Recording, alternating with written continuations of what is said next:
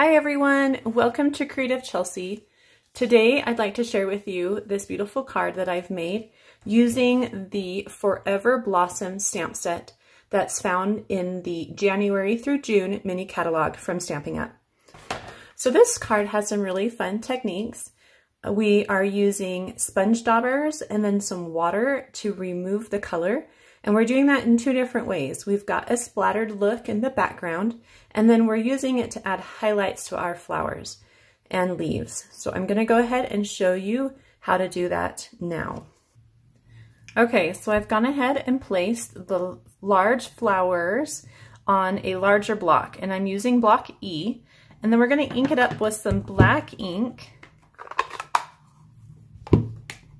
And you can use any black ink you have. I probably would normally use my Memento ink, but it's running out and I need to get a refill.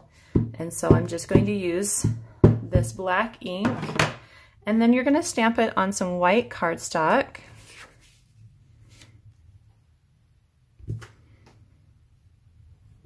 And I'm actually gonna stamp it 2 times.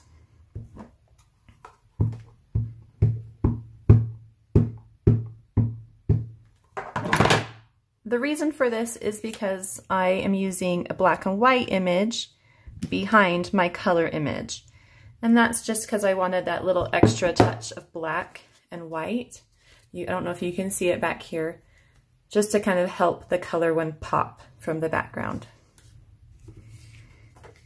All right, so it doesn't matter which one you use to color on, but you're gonna choose some colors, and I've chosen for the green, Call Me Clover. And then I wanted 2 different colors of kind of a hot pink. And so I'm using Melon Mambo as my outside lighter color, and then Lovely Lipstick as an inside color for the flowers. And they're very close on the color wheel, and so you're just gonna get a very slight difference when you put those 2 on. So then you also need sponge daubers for this. You could try using some just sponges, but you kind of want something that's going to keep the color, not let the color go too far. You want it to be very specific to where you're placing the color. So let's go ahead and start with the flowers, and I've just got a pink sponge dauber here. I'm not one that writes on them and has 1 sponge dauber for every color. I kind of just have 1 for red, 1 for pink, 1 for light pink, and then just kind of make sure that they don't transfer the colors too much by using a scrap piece of paper and then just daubing it off until it lightens up a little bit. So we're gonna start with the Lovely Lipstick, and we're just gonna lightly put that in the center of our flowers. Now you don't need to worry about being perfect with this. So it's going to give kind of a, if we go back to our original card, you're just getting kind of a color wash. You're not, being very specific as to where that color's going, but you don't want it to be so broad that you get it everywhere. So then on the small flowers, I'm just using the edge of the sponge dauber to kind of get at the base of those flowers. Like that. Okay. So there are the flowers. So then on a scrap piece of paper, just kind of press that in until it kind of lightens up a little bit and you don't feel like it's going to ruin your next ink pad. And you're gonna get some Melon Mambo, and this you're just gonna tap, kind of rub around on the tips of those edges. Kind of bring that color into the center slightly. You're just adding some dimension with a different color. Add them to the top.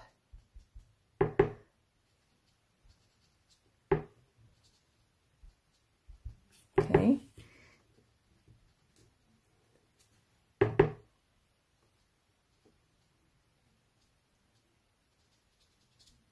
Perfect. So you can see slightly, this is a really good example of how it's dark and then it goes to that light color. Let's then move to the green. So we're only using 1 green. So all you really need to do to add a little darker is just more ink. So this can be a little bit tricky because you want to go around that pink. If you get it in your flowers, that's okay. You do want a little bit down by the stems.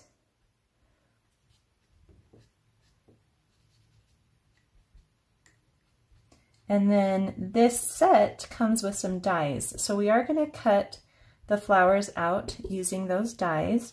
And so it's going to be cut pretty closely to these flowers, so you don't need to worry too much about them. Okay, now down here I'm just going to add a little more ink at the base of these leaves and maybe this one on top. Okay, let's take a close look at that. There we go. So I'm done with the inks right now. So I'm going to go ahead and close those up so I don't get them all over my project. And the next step we're going to use is some water. And what we're going to, how we're going to use this is we're going to use this to lift out some of the color that we've applied to give us some highlights. So you'll need a pen, excuse me, an aqua painter. And I like the aqua painter because you can have the water in the bladder, or you could use a paintbrush and a bowl of water. But you also need it to be, I'm going to use my block here. You need to have some water available because you need a lot of water for this. So I'm just going to drip some water onto this clear block and just use that to kind of pick up some extra water. So let's start with my flowers. And so I'm just going to, along the tips, I'm just adding some water, and then I'm going to use a paper towel or something to lift that, pick up that color. So I'm going to add it, pick it up, and then I need to clean it. If you don't clean it, then you're going to get, you're gonna smear the ink, and it's gonna turn more into like a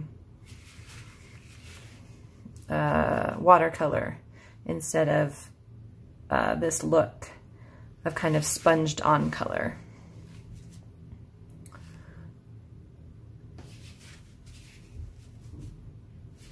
Okay, so then we're gonna go to this one, and I'll show you.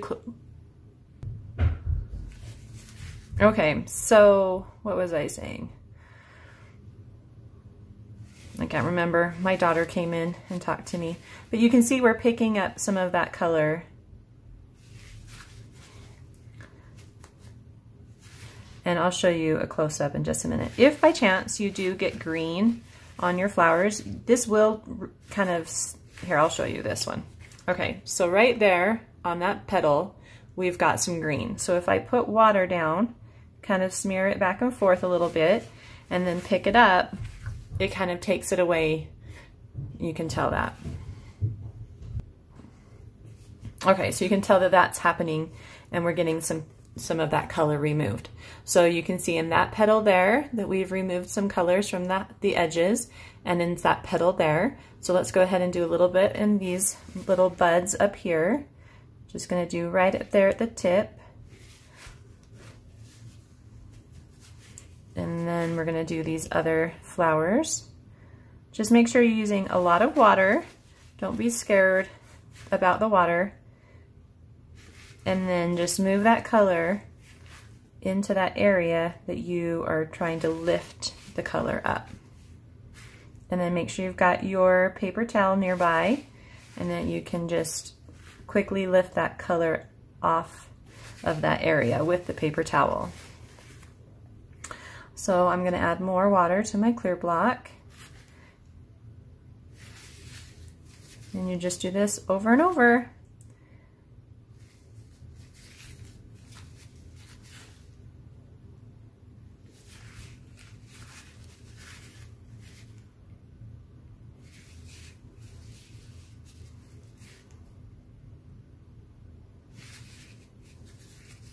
Okay. and then the tips of this little rose here, or looks like a rose. Okay, so do you see that? How we've got some light areas now in those flowers. So now let's move on to our leaves, and I'm just going to do a little bit on some of those inside areas of the leaf.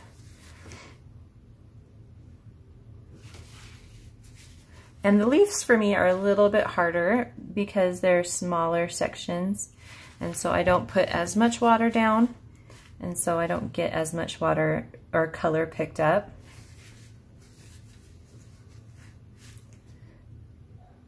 For some reason. But so I'm going to heat this up with my heat tool, and it's going to really make these areas more pronounced too. So let me show you that now. So we just finished the leaves, and the leaves are harder to see. So let's get out the heat tool, and I'm just going to heat it up, and you'll see some of these lighter colors come out even more.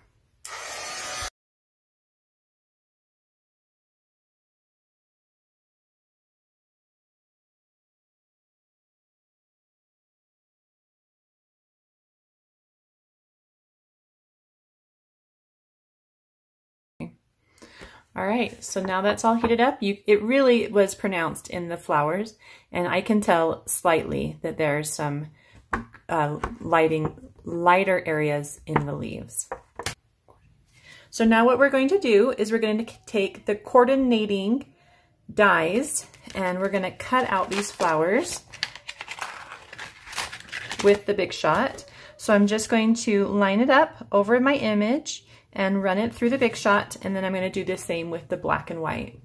Okay, so I've gone ahead and cut these out, and you can see how it does a really good job of removing some of those extra pieces where the color was. So we get this beautiful image.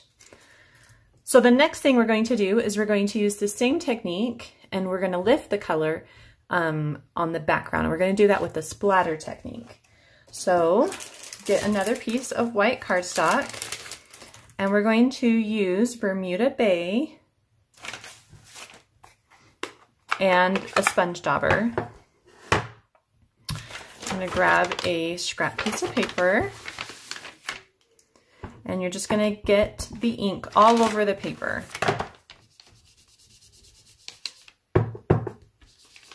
I like to use a circle motion when using a sponge dauber.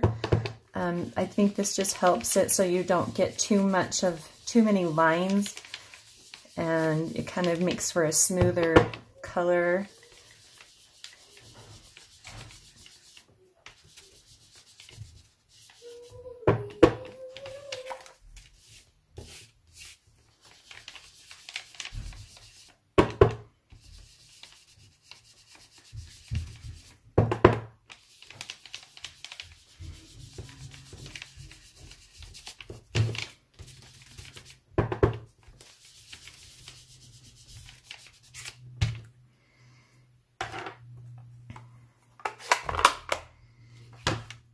Okay, so we've got color all over our paper, and you can make it darker if you like, and it's okay that it has some variation because we're going to add that splatter to remove some of that color.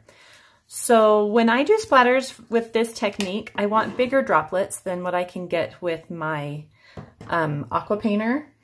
And so I'm going to actually just use my fingers and splatter on with my fingers. So I'm just kind of moving my things off to the side so I don't get water all over the place.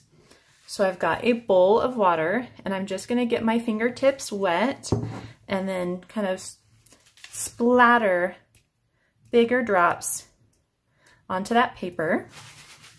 And then I'm just going to pick it up with a paper towel or napkin. And then you can keep going to get the kind of the look that you want. I kind of will give it just a minute to kind of soak up some of that color and then pick it up. Okay, I'm just gonna do a little bit down in this corner. I feel like it's a little barren. There we go. Okay, it's such a fun technique. And it definitely is unique to kind of gives a unique look to your paper. So I'm going to go ahead and heat this with the heat tool, and it should also help some of those splatters become more pronounced.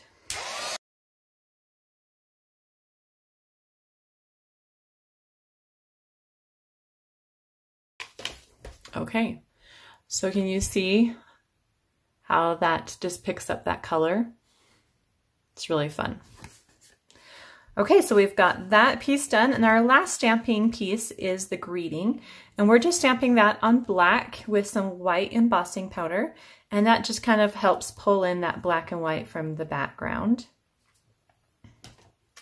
So for this one, I'm going to use Versamark, and on a couple of my videos, I have used other inks for heat embossing, like white craft ink, and I've had a lot of questions as to why I haven't used Versamark, and I think the main reason is because the video. So because you're watching Versamark, you really can't see very well, and so I wanted to kind of be clear as to what I was stamping and where I was stamping it. And so, but Versamark, craft ink, they both work really well for this type of technique. So we're going to use the You Mean So Much to Me stamp from the same stamp set. And we're going to put it on the clear block. Just going to wipe off some of that water.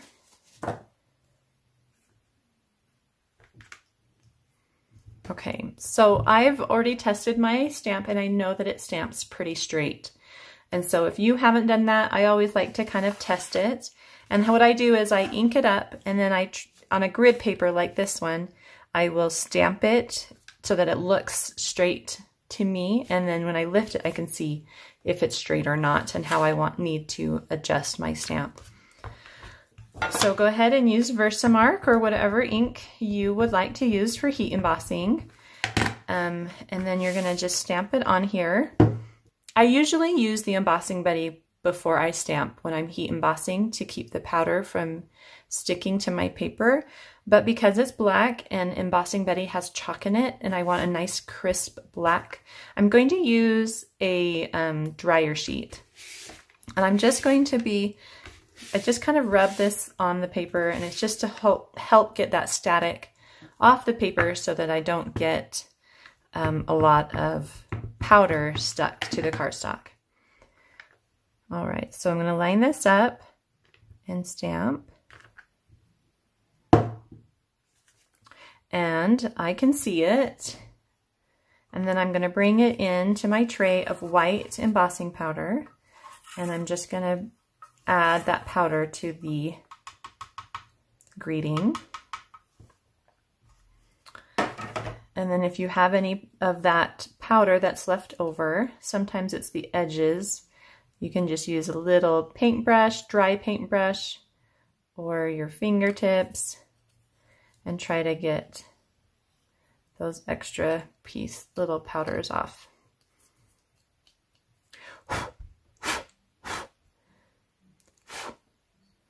Okay, so one of the things about this stamp and heat embossing it that I've noticed is that this very last word here, this E looks like a B to me, and I can't, it drives me crazy. So I'm just going to use the tip of this tool, my pickup tool, and I'm just going to try to separate those sections of the E. With just by going in the middle. This is so hard and my hand's shaking. Just by going in the middle and pulling the powder off. And I'm going to do the same over here, just slightly.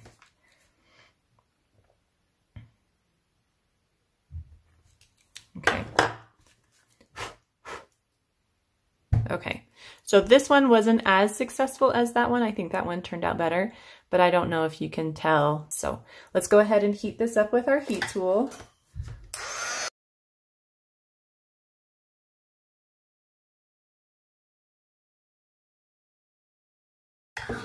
All right, so there we go. I think they turned out those E's turned out okay. So I'm going to go ahead and just cut this with my paper trimmer. And I think that's about 1/4 of an inch away from my greeting.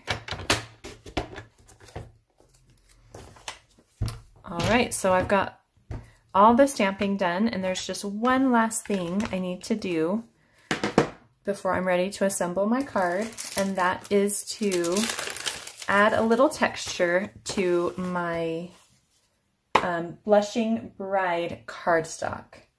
And I wanted to do that with the Subtle Embossing folder. And so I'm just gonna go ahead, put that inside, close this up, and then run it through my Big Shot. And you do need some extra plates to run your folders through.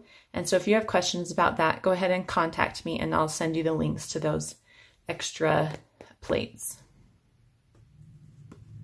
Okay, so you can see how it gives just a really nice subtle texture to your cardstock. So I love that.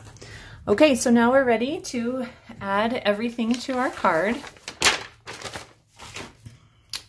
So I've just got a thick white cardstock for my card base, and I'm going to add the Blushing Bride cardstock to my card base at an angle. I'm just going to use some liquid adhesive.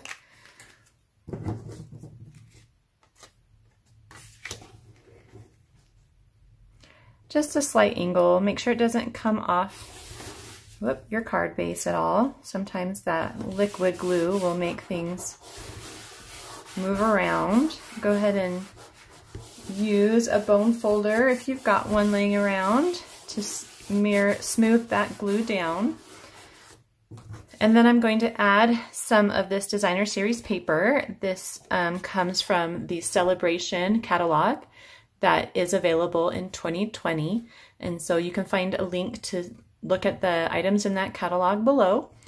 And you can get this paper with for free with a $50 order.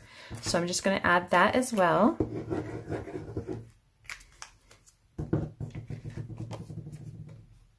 And this size is just 4 by 4.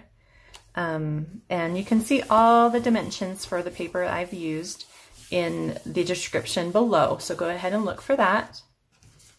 The next thing I'm going to do is just add my Bermuda Bay paper, and that's going in the center. And you'll notice that I'm only adhering the middle. And the reason for that is because I do want those edges to kind of come up a little bit. So this one will just be at an angle as well. And then the next step would be to add the black and white flower. So this is even pretty by itself. So if you didn't want to do all that coloring, you could just do the flower in black and white. It would be beautiful. Okay, so the corner is just down here on the right, and we are going to bring this up just slightly so that we can see it behind the color one. Now this one is going to get popped up with some dimensionals, and I'm just using the mini dimensionals.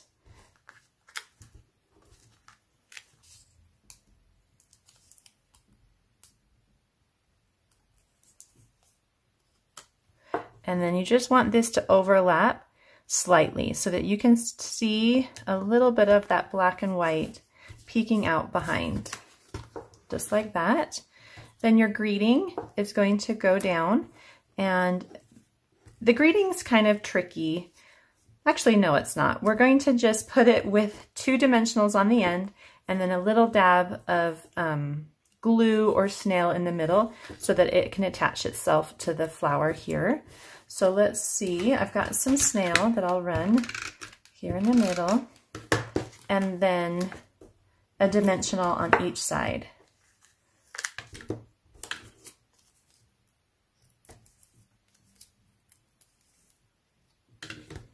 And this is the only thing we want on that is not crooked. So you can line it up with your edge of the card, which is what I did, and then just try to make sure that it's about the same distance from your edge of the bottom of your card. So there's that. And then the last thing we're going to do is add some embellishments, and we're going to use the champagne rhinestones. And these are from the January through June mini catalog as well. So just going to use some big ones. One big one. We're going to sneak that guy over here, just slightly under. And then two, actually we'll do a medium one, a little under that. And then a small one right around there. Okay. So there's our card. I love this little extra gold in the background from the free designer series paper. And then I love the coloring techniques and how this is so vibrant. But then we've got a little bit of lightning with that fun technique, and then the splatters in the background. Really, really fun and beautiful card. I hope you enjoyed this video. Please subscribe, like, and share. Visit creativechelsea.com for a free tutorial of this project and to purchase the supplies needed. Have a creative day. Bye.